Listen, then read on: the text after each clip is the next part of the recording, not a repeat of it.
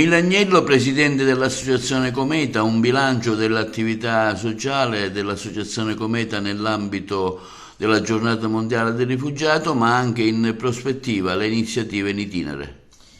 Allora sì, possiamo trarre un bilancio iniziale per quanto riguarda le attività che sono state collegate alla celebrazione della Giornata Mondiale del Rifugiato,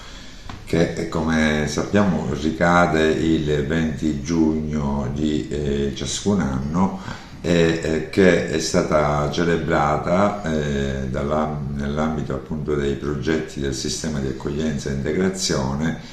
nei comuni di Comitini, di Santa Elisabetta e della Calmuto. In questi comuni si sono svolte delle attività molto interessanti che hanno avuto il principale scopo quello di sensibilizzare la popolazione e le comunità appunto di accoglienza sulle tematiche legate ai richiedenti o ai titolari di protezione internazionale. Sono state attività che hanno coinvolto direttamente i nostri beneficiari, sono state varie e diversificate, attività culturali, sportive e musicali. Queste comunque attività stanno continuando perché la nostra associazione sempre con il contributo dei comuni e dei progetti appunto del Ministero dell'Interno anche sta promuovendo e sostenendo alcune iniziative in questi paesi sempre che prevedono il coinvolgimento dei nostri beneficiari, iniziative teatrali e anche per esempio attività di animazione perché verranno diciamo, erogate nei confronti per esempio degli ospiti del progetto di Comitini, insomma tante iniziative che hanno lo scopo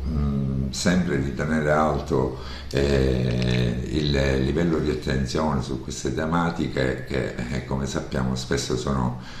oggetto di luoghi comuni, oggetto di tante ostilità gratuite e invece noi dobbiamo cercare di fare contrappeso a questa invasione di false informazioni rispetto agli stranieri. Si fa contrappeso attraverso appunto queste attività e promuovendo diciamo, gli esempi positivi e quello che tanto c'è invece nella popolazione straniera che contribuisce alla vita di tutti i giorni di questo paese, contribuisce al motore economico di questo paese e a volte veramente trovo fuorvianti determinati ragionamenti che spesso si portano avanti. Immaginiamo se un giorno tutti gli stranieri presenti in Italia decidessero di fare sciopero. Cosa succede?